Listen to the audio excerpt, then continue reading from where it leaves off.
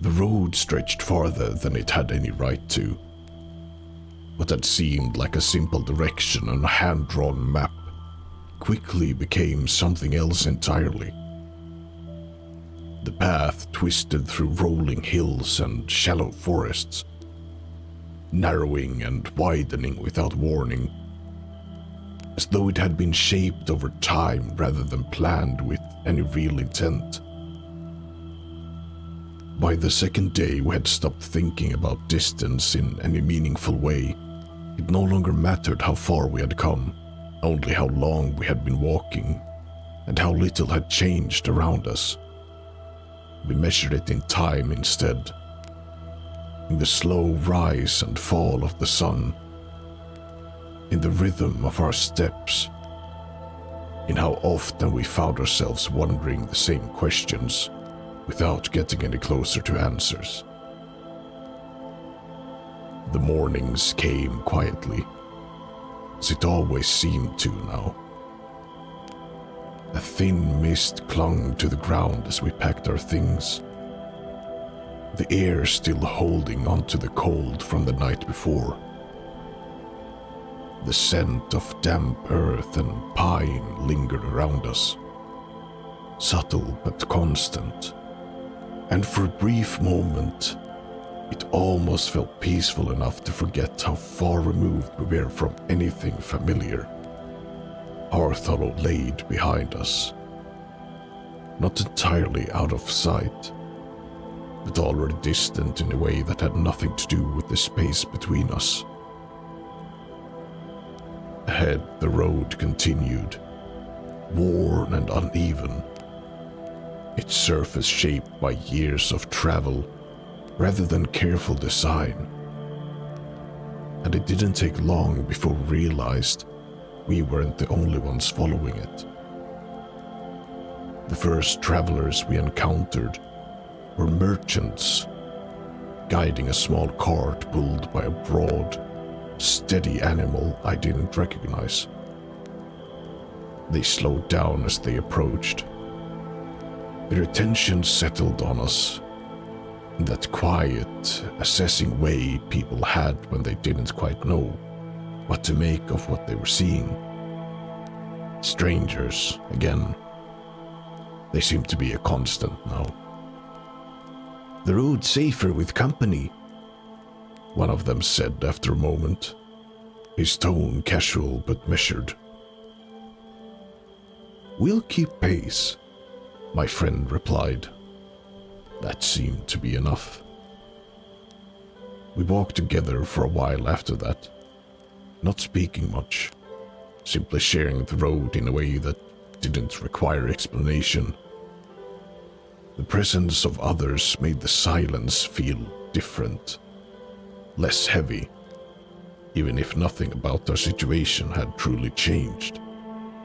It didn't take long to notice how people looked at us, or more specifically, how they looked at him. An elf wasn't common here, not unheard of, but rare enough that it drew attention.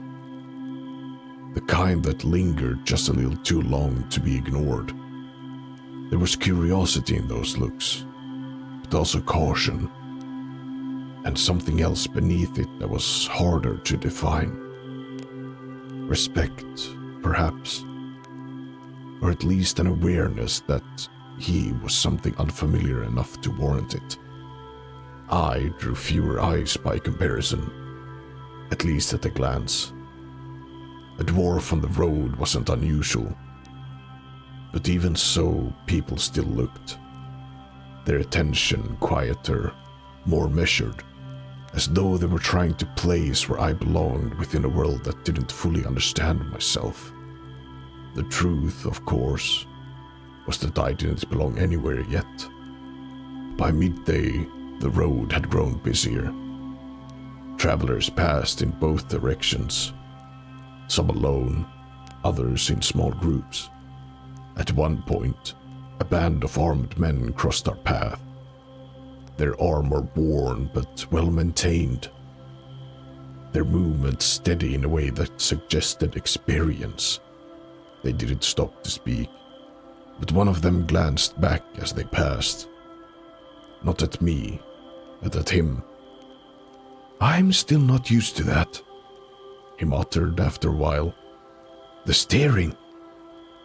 I let out a quiet breath, adjusting my grip on the spear as we walked. "Better than being ignored."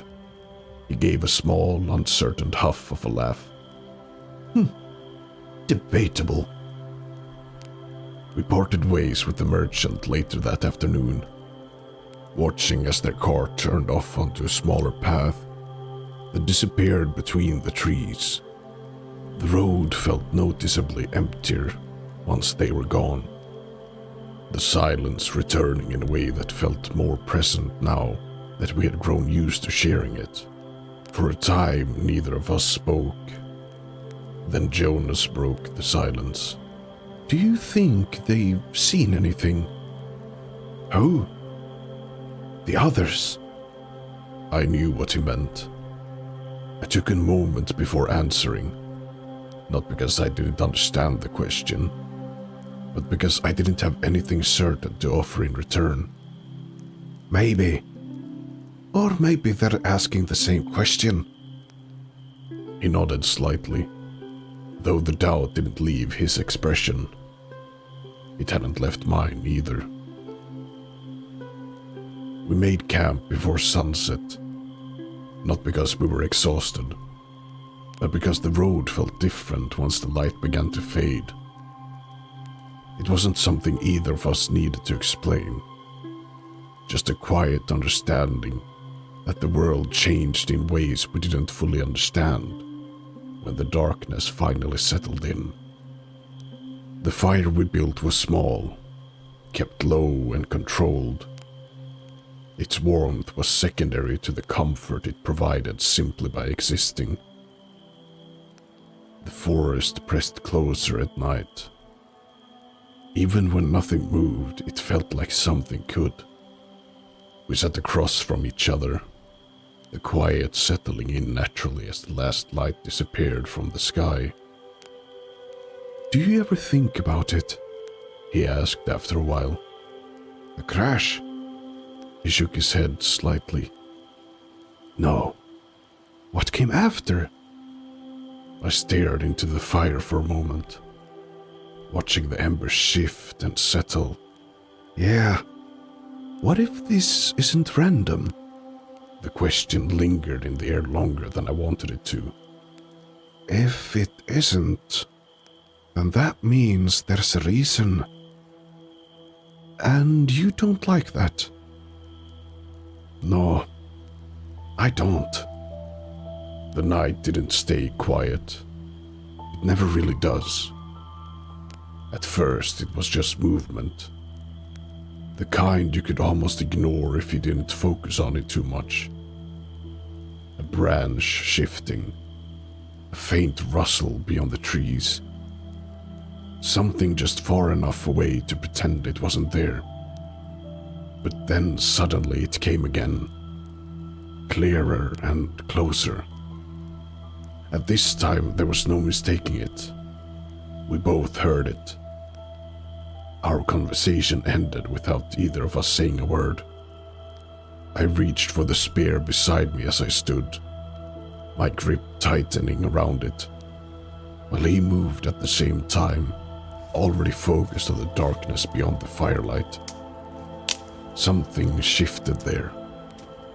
Small, crooked, and watching. "We're not alone," he said quietly. They didn't rush us immediately. Instead, they circled, moving between the trees in uneven patterns, testing the space between us and the fire. As my eyes finally adjusted, more shapes became visible. Thin, hunched figures, their movements sharp and unnatural in a way that made it clear they weren't just animals passing through. Goblins. Not the exaggerated creatures from stories. Something leaner, more deliberate, and unmistakably hungry. One stepped forward just close enough for the firelight to catch its face, its expression twisting as it let out a low, rasping sound that seemed to signal the rest. The first one lunged, and I met it head-on, the impact heavier than I expected as the spear drove forward. The force of it traveled through my arms, solid and real, but there was no hesitation in the movement, no uncertainty in how it landed. The others came quickly after, fast and unpredictable, but not chaotic. Jonas moved beside me, slipping between them with a precision that felt practiced. His movements controlled in a way that made it seem less like he was reacting, and more like he already knew what was coming. "Left!" he called. I turned without thinking, intercepting another as it closed the distance. There was no time to process it, no time to question how any of it felt so natural. It simply happened. And then, just as suddenly as it began, it ended. The remaining goblins disappeared into the dark, retreating as quickly as they had come. For a moment, neither of us moved. Then he exhaled slowly. "You all right?" "Yeah, I think so. What about you?" He nodded. We didn't say anything else after that. We didn't need to. Something had changed. Not around us, but within us. We didn't sleep much after that. And when morning came, it carried a weight that hadn't been there before. By noon, we heard shouting ahead. Not distant, not unclear, urgent. We exchanged a glance and quickened our pace, following the sound as the road curved slightly before opening up.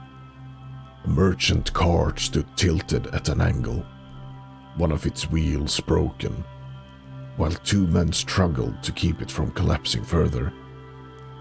Nearby, 3 others stood watching, too close and too still, weapons visible, waiting.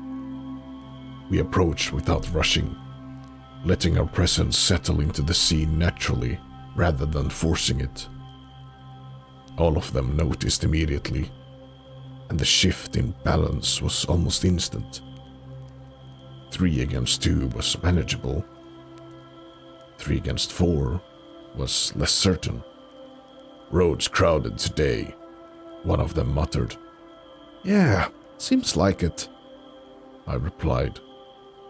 The moment stretched, tension hanging just beneath the surface, before it eased enough for them to step back. Not defeated, just reconsidering, and then they were gone. The merchant watched them leave before turning his attention to us. "Oh, you've got good timing." Fixing the car took time, but it wasn't beyond repair. The wheel was only damaged, not destroyed. And between the 3 of us, it didn't take long before it was steady again. "You heading east?" he asked as we finished. "Eldren's Reach," my friend replied. The merchant nodded. "Huh, same as me." He paused, glancing at the cart, then back at us. "I've got room, if you want it." We didn't refuse. The ride changed the pace of everything. The road felt shorter, less uncertain, and for the first time since leaving Hearth Hollow, it felt like we were actually moving towards something, instead of simply wandering in the right direction. We talked a bit more along the way, learning what we could. Eldren's Reach wasn't just a city. It was a center of trade, information, movement, and answers. If it existed anywhere, then they would be there. By the time the sun began to set again, we saw it. At first, just a shape on the horizon. Then the walls came into view, rising higher than anything we had seen so far, solid and unyielding, with towers stretching above them to catch the last light of the day. Eldren's reach, closer with every step. The road widened as we approached, filling with more travelers, more movement and more life than we had encountered since arriving in this world. And somewhere beneath it all, something shifted. The merchant slowed the cart as the gates came into full view. "Welcome to Eldren's Reach." We stepped forward with the others, carried along by the flow of the movement as we passed beneath the towering gates. Toward answers, toward something new, toward whatever this world had been waiting to show us, whether we were ready for it or not.